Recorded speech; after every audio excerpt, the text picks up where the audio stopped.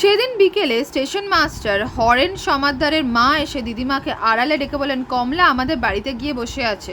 তা বলি বাছা, তোমার শ্বশুর ধার্মিক লোক সে তো ভালো, কিন্তু উনি যদি জপ তপ বেশি করেন, ঠাকুর দেবতার নাম ধরে ডাকাডাকি করেন, তাহলে কমলা এ বাড়িতে থাকবে কি করে বলো?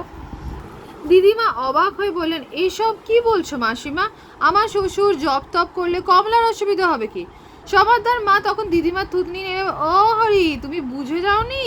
তাই বলি, তা বলি বাচ্চা, দোমহানিতে সবাই যে এ হচ্ছে এই দলেরই রাজত্ব।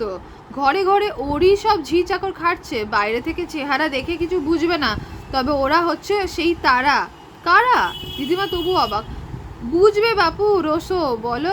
সমাদ্দারের মা চলে গেলে তার কথাটি মিথ্যে নয়। দোমোহানিতে তখন ঝি চাকর কিংবা কাজের লোকের বড় অভাব। ডুয়ার্সের ম্যালেরিয়া, কালাজ্বর, মশা আর বাঘের ভয়ে কোনো লোক সেখানে যেতে চায় না। যাদের না গিয়ে উপায় নেই তারাই যায়, আর গিয়েই বা পালাই করে। তবু ঠিক দেখা যেত কারো না কারো বাসায় ঝি চাকরের কাজের লোকের অভাব হলেই সে লোক জুটে যেত। স্টেশন মাস্টার সমাদ্দারের ঘরে একবার দাদামশাই বলে গল্প করছিলেন।